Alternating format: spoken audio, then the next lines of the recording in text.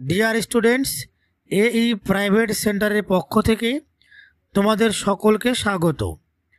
আজ আমি তোমাদের একাদশ শ্রেণীর ইতিহাসের প্রথম অধ্যায় থেকে গুরুত্বপূর্ণ এমসিকিউ টাইপ কিছু প্রশ্ন উত্তর বলে দেব। তোমরা যদি এই প্রশ্নগুলি মুখস্থ করো তাহলে আশা করা যায় এখান থেকেই তোমরা পরীক্ষায় কমন পেয়ে যাবে। তাহলে চলো শুরু করা যাক আজকের ভিডিও।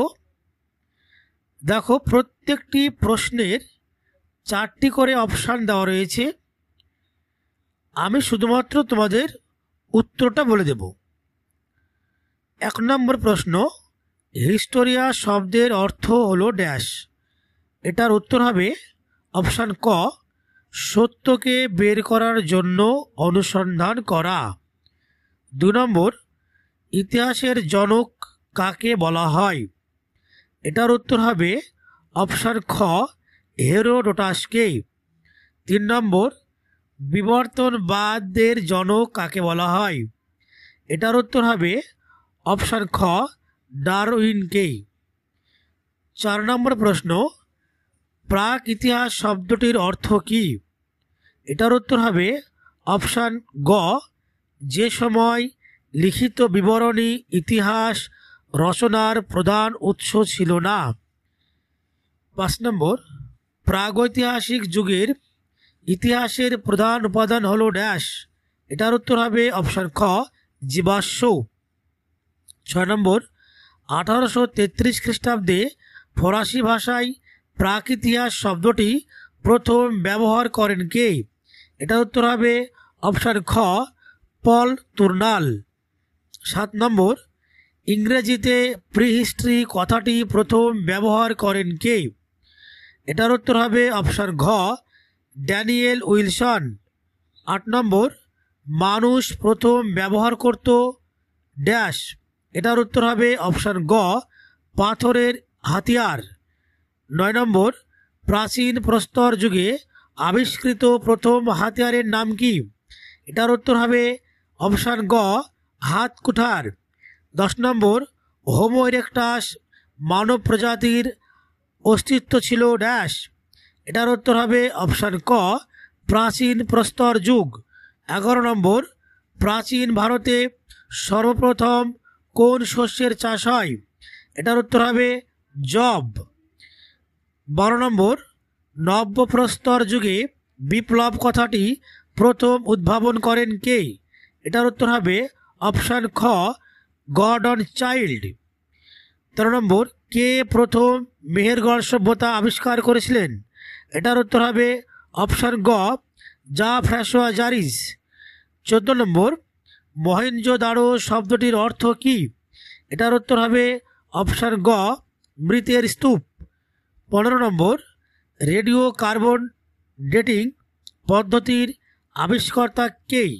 এটার উত্তর হবে অপশান গ, উইলার্ড ফ্রাঙ্ক লিবি। 16 নম্বর, ইংরেজি আর্কিওলজি শব্দটির অর্থ কী? এটার উত্তর হবে অপশান গ, প্রত্নতত্ত্ব।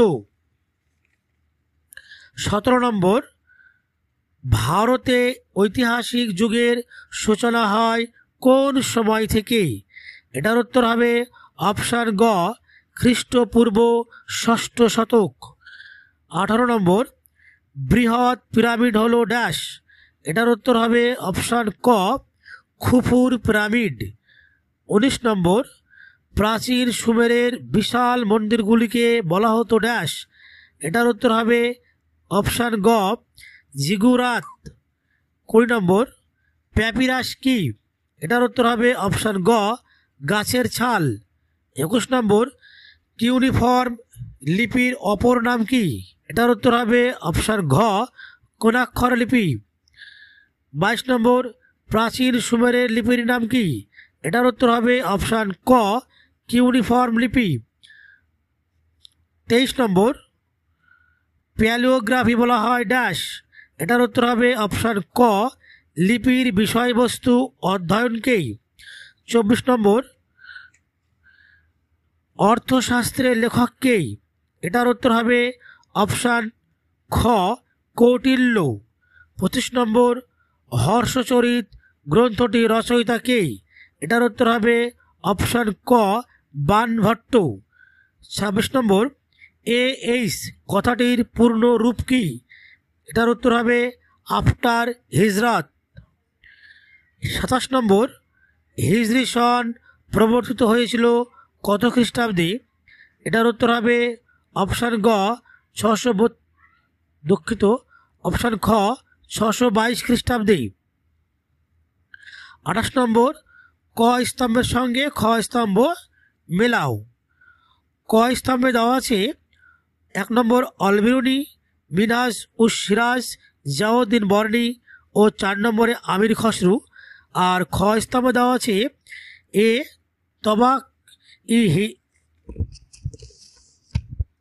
তবাকি নাসিরি, বি তারিখি ফিরোজশাহী, সি খাজাইন উল ফুতুহু, ডি কিতাবুল হিন্দ।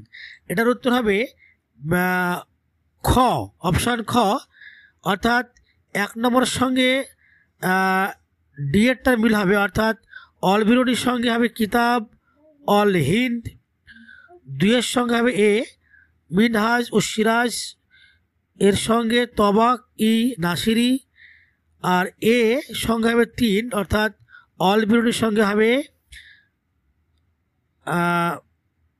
দুঃখিত 3 নম্বরটা বি হবে, অর্থাৎ জিয়াউদ্দিন বর্ণীর সঙ্গে হবে তারিখি ফিরোজশাহী। আর 4 নম্বরটা সি হবে, আমির খসরুর সঙ্গে হবে খাজাইনুল ফুতুহু। আচ্ছা 29 নম্বর নিচের বিবৃতিগুলির মধ্যে সম্পর্ক নিরূপণ করো।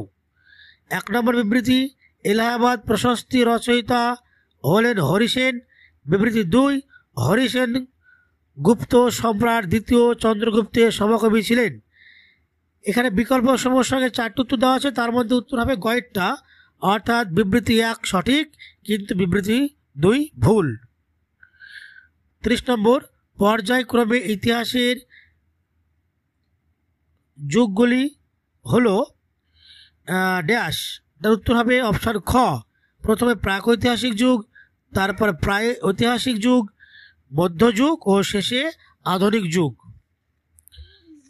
31 নম্বর প্রবাহমান কাল বলতে কি বোঝো? এটার উত্তর হবে অপশান গ ঘাত প্রতিঘাত ও ক্রিয়া প্রতিক্রিয়ার মধ্য দিয়ে ইতিহাসের বয়ে যাওয়া কালকেই। 32 নম্বর ইতিহাসের পর্বীকরণ কি? এটার উত্তর হবে অপশান ক ইতিহাসের সময়কালকে কয়েকটি পর্বে বিভাজন। 33 নম্বর ব্রিটিশ ঐতিহাসিক জেমস মিল ভারতের ইতিহাসকে কী কী ভাগে ভাগ করেছেন?